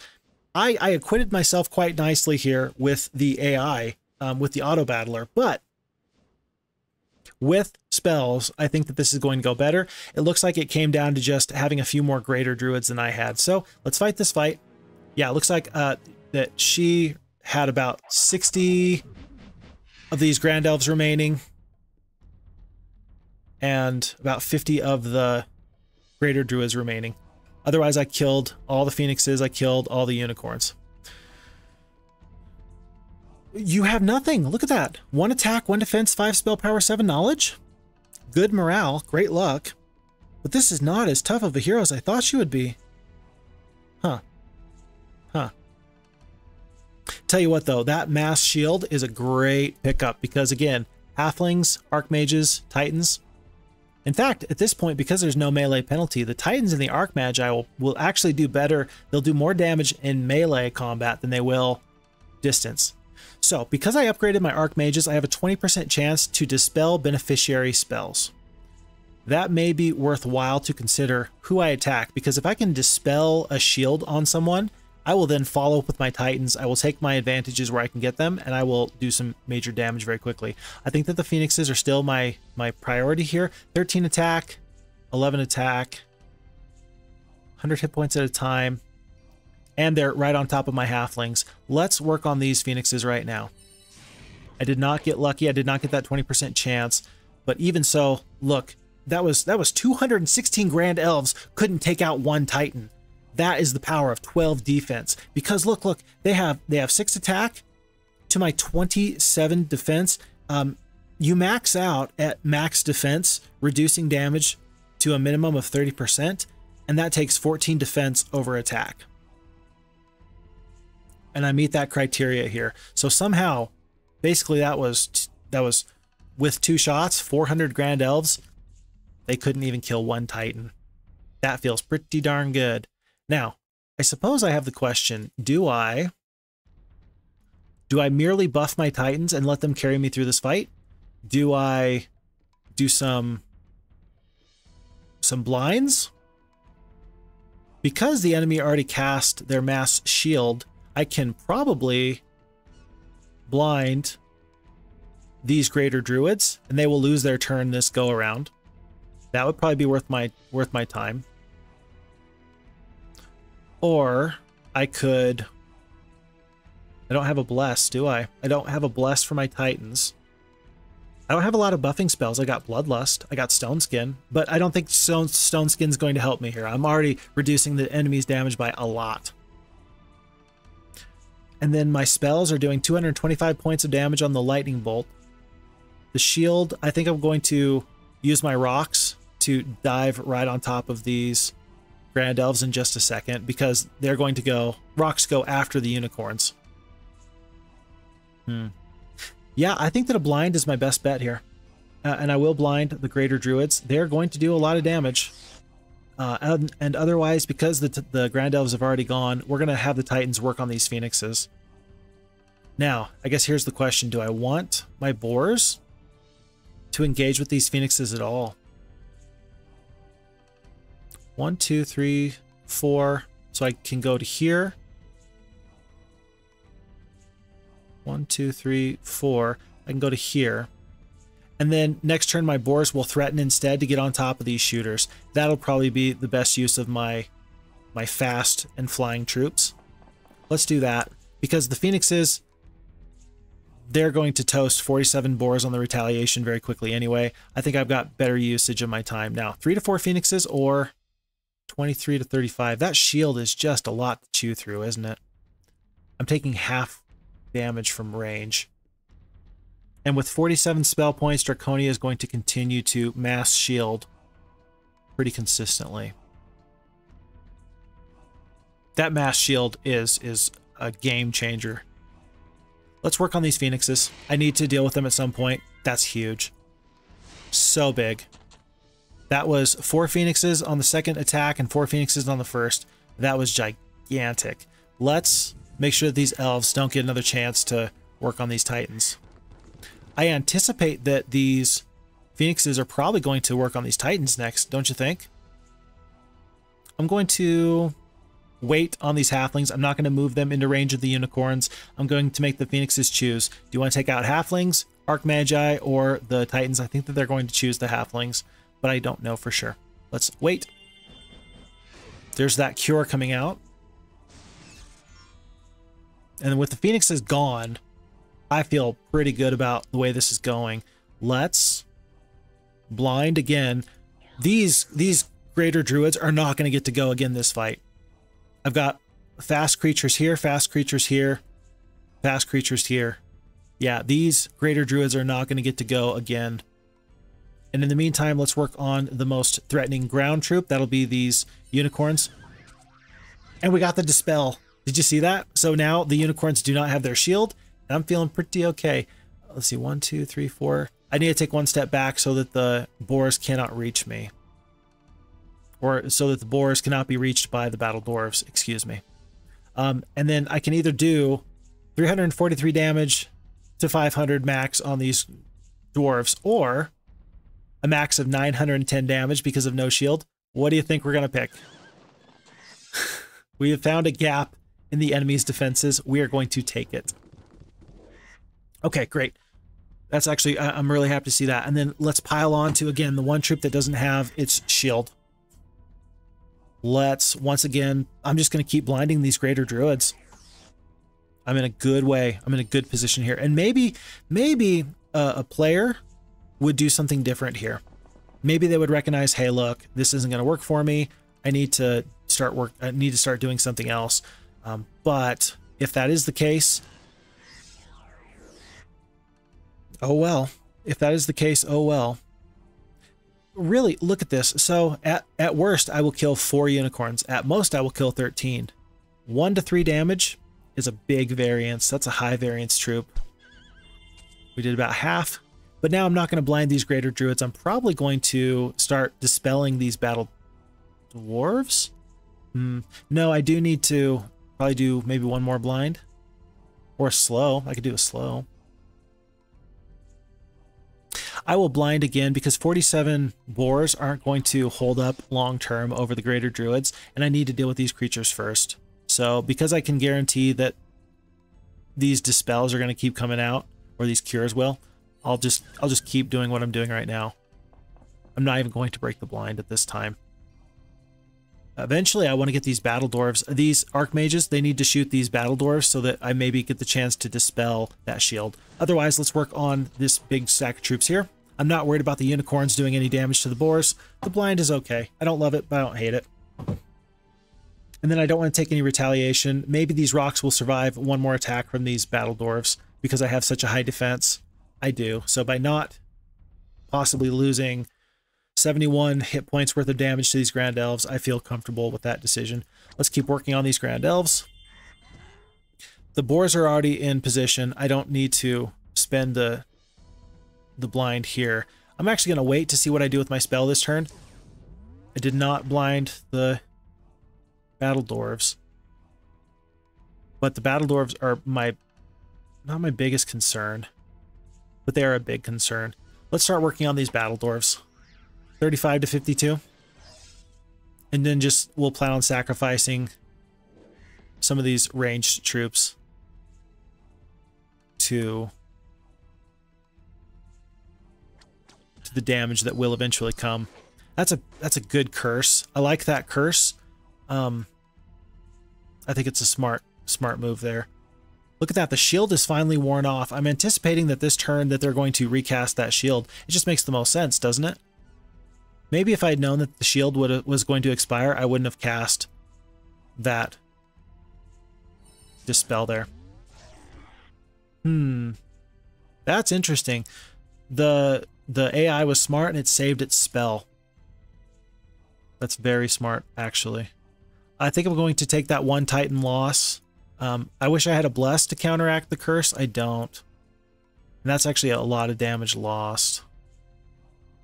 I won't attack the greater druids. I will attack the unicorns, though, with the boars.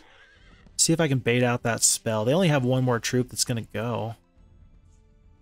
Maybe I blind the dwarves. Let's see if I can blind these dwarves. They could resist, but that's a risk I'm going to take. They do resist the spell.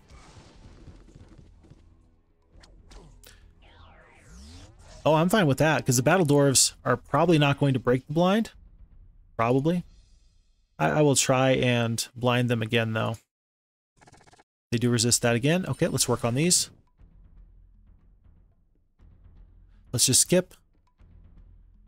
Kill 32 of these dwarves. It'll be double. And they did break the blind on the halflings. I wasn't sure if they would or would not. I think that these troops can clean up these dwarves, and now my titans will work on these greater druids.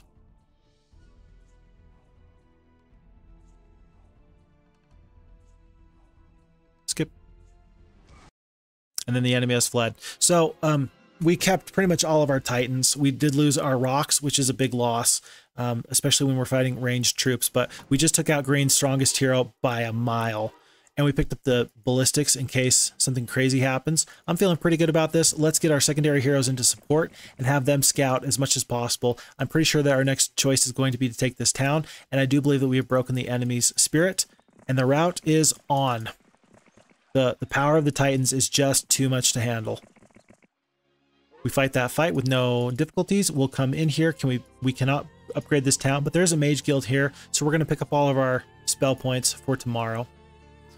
No troops to purchase. That's fine. And at this point, I'm going to see if I can bring up one more group of troops. One more week worth of growth. We will upgrade these titans. We'll pick up these 3. We'll pick up the archmages, the boars, the rocks. We will leave the halflings because they're just going to slow us down. And I'm trying to get to the front as soon as possible, just in case I come across some troops that are just a little too hot to handle. And I suppose I'm probably not going to use the archmages. Maybe I will, because I do have spots in this army where the rocks used to be in my primary heroes army.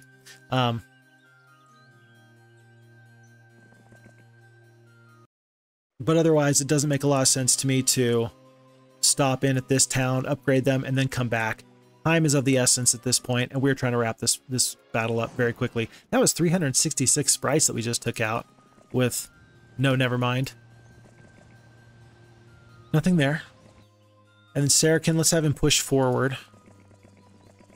You cautiously ride through the trees, looking out for enemy assaults, when suddenly the old elf is beside you. Your quest is almost at an end, my friend. All that remains is for you to lay siege to these last few castles. The fate of my people rests upon your final battles here. May the gods be with you as well.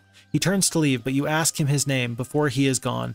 Over his shoulder, as he is leaving, he says, I am Ilthanius, king of the elves. Beautiful. Beautiful. And I think I'm saying that right. I think that's Ilthanis, Ilthanis. That's a beautiful name. Okay. And that is the best reason to play Heroes of Might and Magic 2. The little stories like that. If you're interested in folklore and fairy tales, then this game gives you the opportunity to get lost in this world, and it's really pretty terrific. I'm all for it. All right. I don't think it'll matter. I think that we won't have time for this final assault, but all the same, let's try and get these troops up to the very, very front. In fact, we may send Crag Hack here to be another leg in the relay.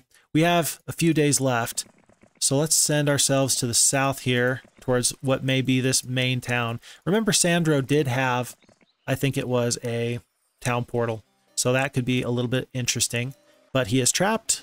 It's not too big of a fight. This is a fully upgraded town. The Mass Cure, the Mass Shield, a lot of good spells here, and just for good measure, because I know I have the resources, let's trade for the gems that we will need to move this into a 5th level Mage Guild. And for our trouble, we will pick up a Mirror Image. We will use that in the final battle. Mirror Imaged Titans is very good because the enemy has to deal with it. You can't not deal with that whole extra mirror image of Titans. So that'll be a great pickup. I'm going to use that, even if for no other reason than just to have fun and show everybody what that's about. Okay, and now it's a little late for this, but we'll sleep these other heroes. Crag Hack will make his final exchange. And I think I'll actually take, well, it's going to be a castle assault, so I will take the rocks over the archmages or the magi, but I will take the magi over the 49 boars. So that's going to be our final army. Crag Hack will do a little bit more there. It's day one. We need to fight this battle before it's over. And there is our enemy. It is day one, but she is not going to get to purchase out whatever troops are in this army. We will fight this fight just for the sake of posterity and being thorough. And then, folks, I think that this will be the end of this scenario. Not as difficult as the first scenario was, or the previous scenario was, but a good scenario. I love the thematics. I love the little story with the King of the Elves. That is what I live for. And that's part of the joy that I take in this game personally. Because we have 1, 2, 3, 4, 5, 6, well, 5 shooters, we just destroy the enemy without any say at all. That was a little bit of a roll there at the end, but we fought our fights where we needed to, and we were effective with our troops. So, major event, green player has been vanquished, and that is the end of that scenario. So remember, we did not go through the mines. We have gone around the mines. That may take us a little bit longer, but it looks like we did pick up some new awards because we went this southern route around the mountain. We have this Elven Alliance where elves and grand elves will join our army, and we have a wood bonus where from here on out, we're going to get a +2 wood each day. Those are some very fun and interesting awards. I'm excited to get the opportunity to use that. And it looks like we will have the opportunity to use that in Scenario 5, the Giant's Pass, which we will pick up with next time. Until then, folks, my name is FixFox. I appreciate you being here with me. And I'm looking forward to the next Price of Loyalty campaign with you next time. Until that time, take good care of you, your loved ones, your friends, and your family. And I will see you. FixFox out.